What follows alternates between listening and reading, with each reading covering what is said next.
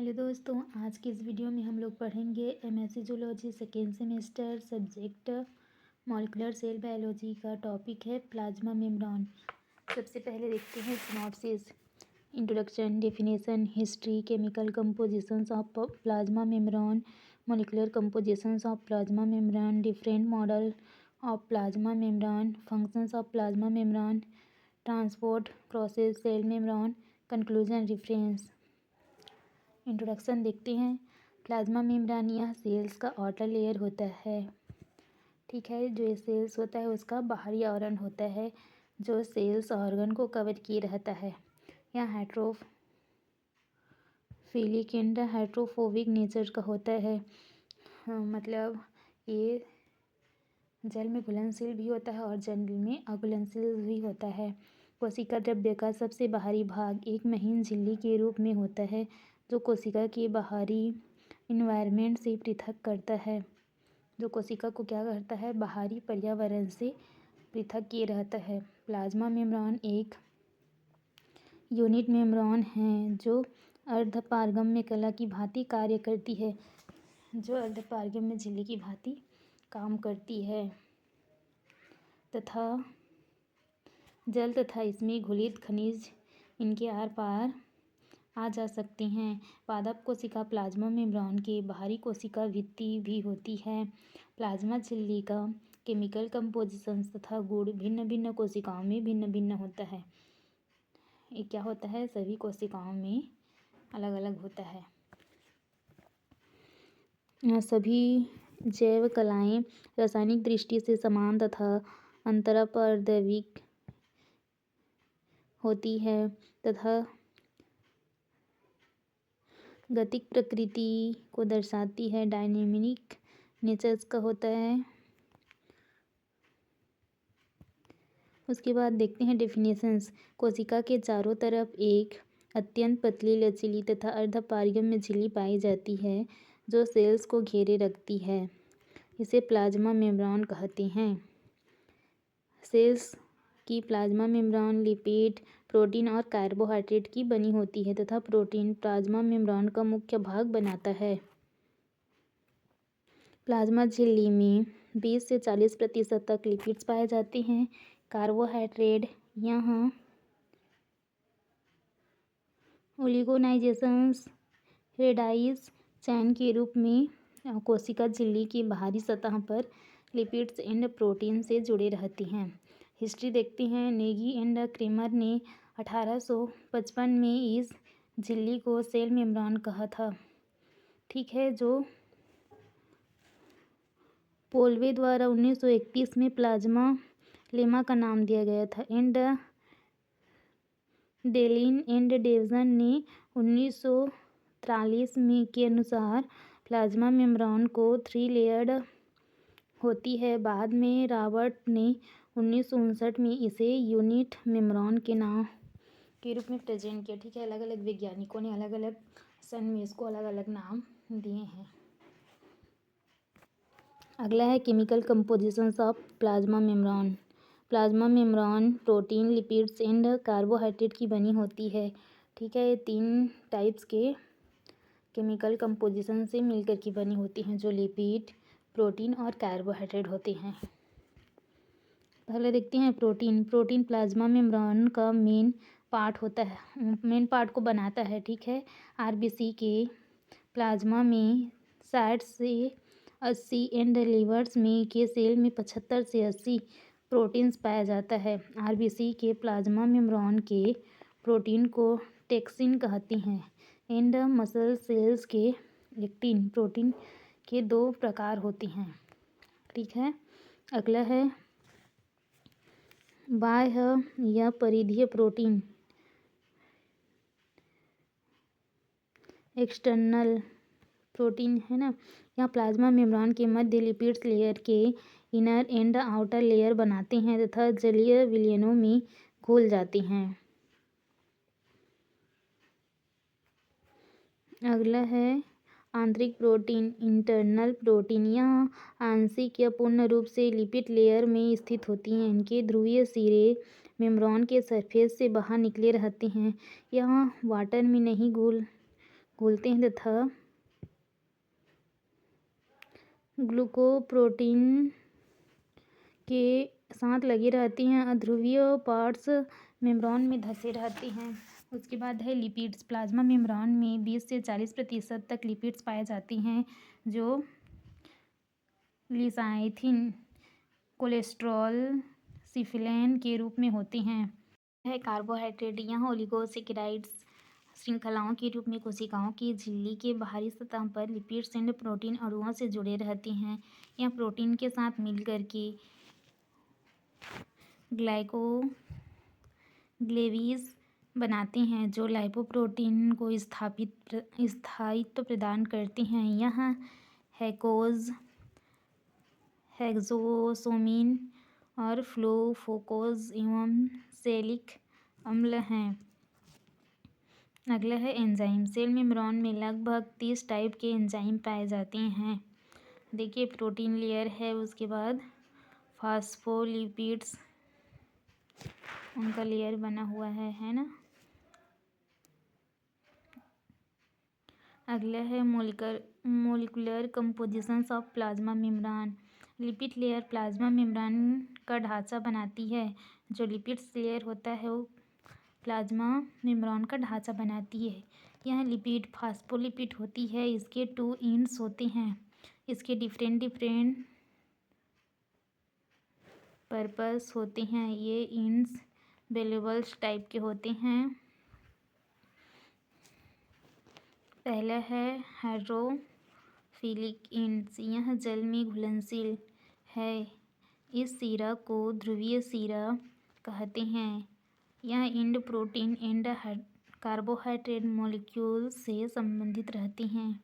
Every protein molecules के साथ 30 lipid molecule attached रहते हैं। प्रत्येक 2 फास्फोलिपिड अणुओं के मध्य कोलेस्ट्रॉल का अणु होता है। अगला है हाइड्रोफोबिक एंड्स। यह सिरा अध्रुवीय सिरा कहलाता है। यह पानी में अघुलनशील वसा एसिड का बना होता है। वसा अम्लों के 2 मॉलिक्यूल्स रासायनिक रूप से कार्बोहाइड्रेट ग्रुप द्वारा ग्लिसरीन के ढांचे से संयोजित रहते हैं। प्रोटीन लिपिड्स के अपर एंड लोअर दोनों सतहों पर एक लेयर के रूप में होता है।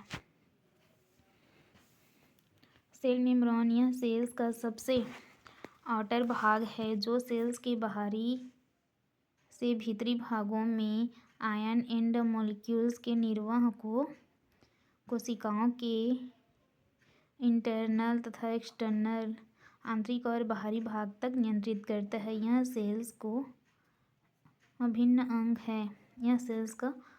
अंग है। अगला देखते हैं different model of plasma membrane. Overton model, Gorter and Grendel model, डेलिन एंड डेवजन में cellular model, unit membrane concept, fluid mosaic model. एक करके देखते हैं। ओवरटोन मॉडल, इसे 1999 में प्रेजेंट किया गया था।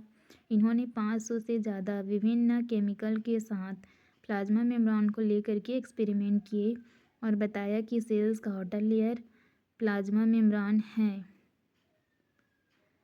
यह लिपिड सॉल्युबल सब्सटेंस को वाटर सब्सटेंस की अपेक्षा ज़्यादा रैपिडली एब्जॉर्ब करने की कैपेसिटी रखता है। ठीक है, एग्जाम्पल। अगला देखते हैं गैरेटन एंड ग्रेडल मॉडल। एक्सपेरिमेंट 1925 में किया गया है ना। इस मॉडल को 1925 में ग्रेटर एंड ग्रेडल द्वारा प्रेजेंट किया गया था तथा उन्होंने यह एक्सपेरिमेंट मैमल्स पर किया। इसमें उन्होंने लिपिड्स लेयर के अरेंजमेंट के बारे में बताया तथा बताया कि यहाँ बाइलेयर लिपिड मॉलिक्यूल्स हैं जिसका एक head outside hydrophilic and tail is a word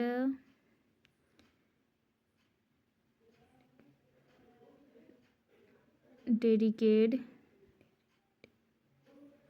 is a hydrophobic nature.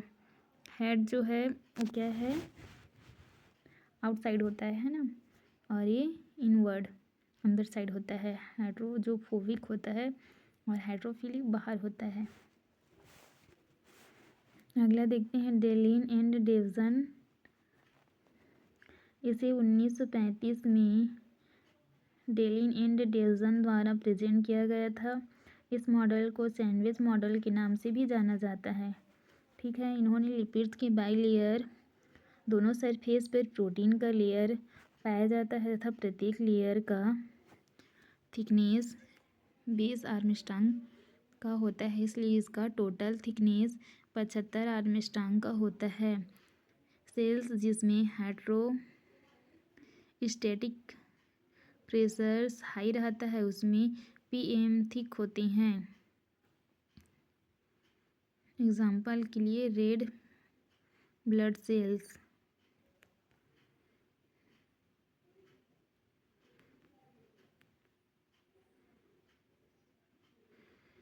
इन्होंने यह बताया कि integral and outer protein same protein layer की बनी होनी चाहिए।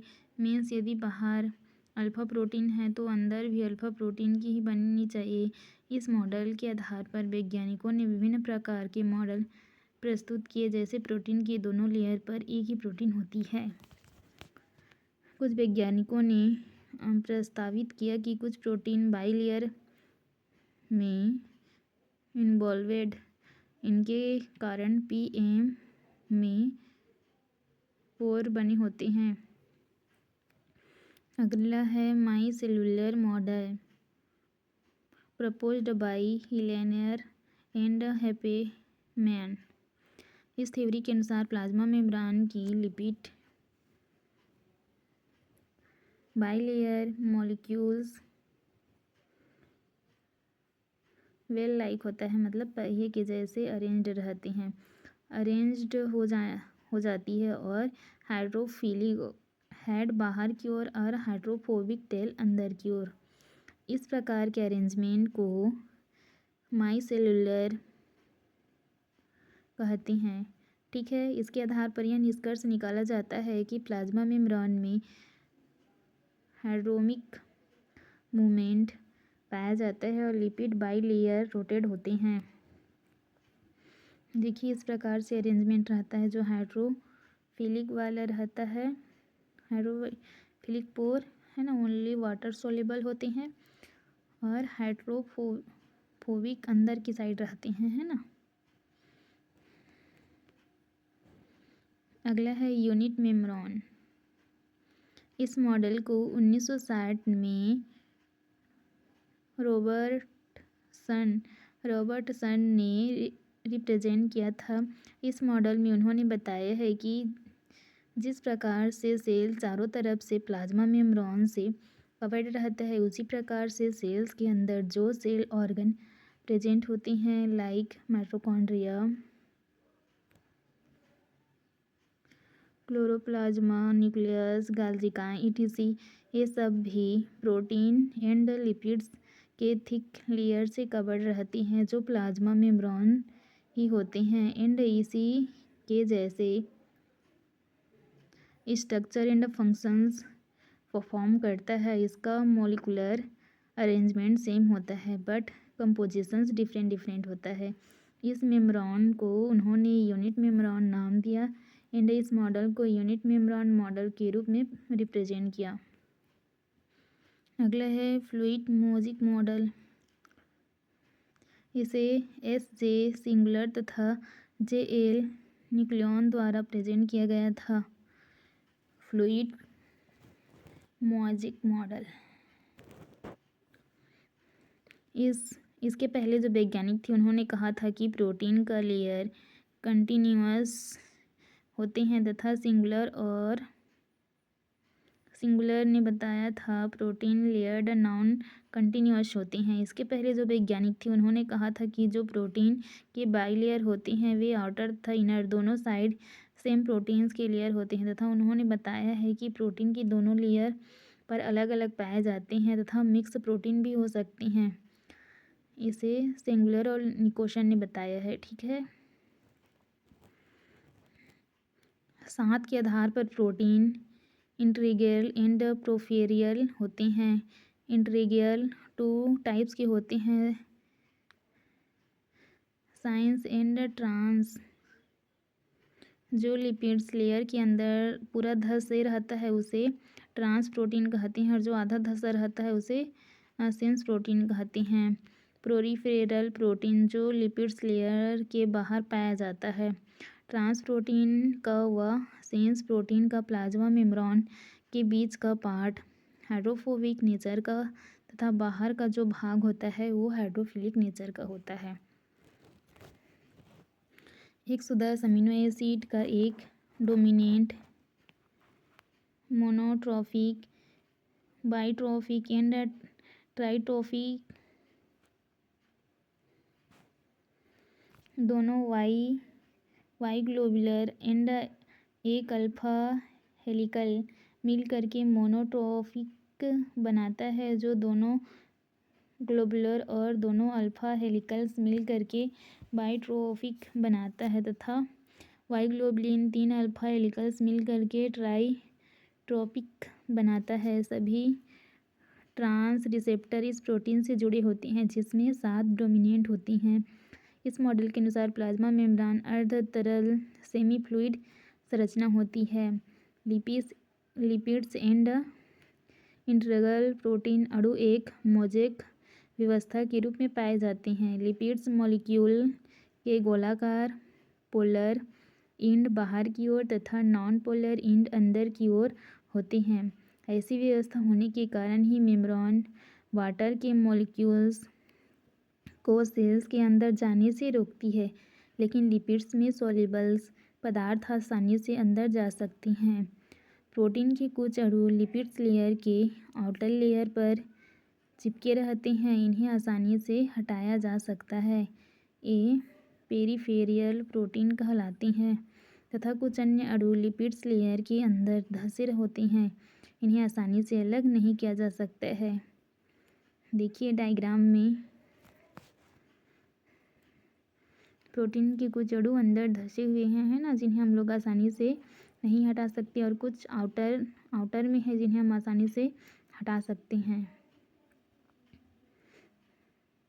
Fluid mosaic models the plasma membrane का है ना। ये सिंपल व्यू है उसका, आप लोग देख लीजिएगा, ठीक है। अगला देखते हैं फंक्शन ऑफ प्लाज्मा मेम्ब्रेन। यह सेल से आउटर एंड इनर मॉलिक्यूल्स के परिवहन में हेल्प करता है। अर्धपारगम्य तथा चयनित पारगम्य आर सिलेक्टिवल होने के कारण यह अपेक्षाकृत बड़े हानिकारक अणुओं को कोशिका के अंदर जाने से रोकता है। जो चयनित रहेगा सिलेक्टिव, उन्हीं को ही अंदर आने देगा, है ना, और बाहर जाने देगा। जो हानिकारक अणु रहेंगे उनको कोशिका के अंदर आने नहीं देगा। यहाँ विभिन्न सांद्रता वाले माध्यम में सेल्स के बीच विसरण, पराक्षण आदि क्रिया को कंट्रोल करता है, नियंत्रित करता है ना। यह सेल्स की मूवमेंट एंड प्रचलन में हेल्प करती है। यह कोशिका एंड कोशिकांग के लिए रक्षणात्मक आवरण का कार्य करती है। यह सेल्स को इनर सपोर्ट प्रदान करती है। कोशिकांगों को एक दूसरे से पृथक रख करके उनके अस्तित्व को बनाए रखती है। इसके अलावा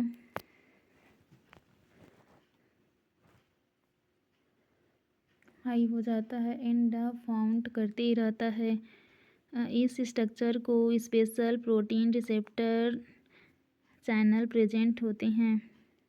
अगला देखते हैं ट्रांसपोर्ट एक्टोसिल सेल्स मेम्ब्रेन। ये 2 टाइप्स के होते हैं, पैसिव और एक्टिव। इसको आप लोग देख लीजिएगा, ठीक है। वीडियो बहुत ज़्यादा लंबा हो जा रहा है इसलिए मैं नहीं बता रही हूँ, आप लोग देख लीजिएगा।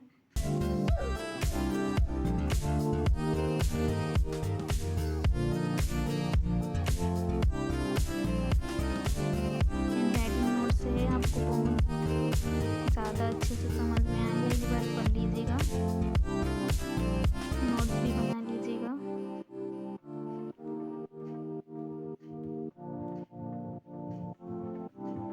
कंक्लूजन देखते हैं। हमने देखा कि प्लाज्मा मेम्ब्रेन यह सेल्स का आउटर लेयर होता है जो सेल्स ऑर्गन्स को कवर किए रहता है, जिसमें अलग अलग वैज्ञानिकों द्वारा अलग अलग नाम दिया गया है। यह किस प्रकार फंक्शंस करता है, सबको बताया गया है ना। ठीक है, अगला देखते हैं reference molecular cell biology P K Gupta, molecular cell biology. Thank you for watching, मिलते हैं अगले वीडियो में। आप चैनल पे नए हैं तो चैनल को ज़रूर सब्सक्राइब कर लीजिएगा, क्योंकि एमएससी से जुड़े हुए नोट्स आपको आगे भी मिलते रहेंगे।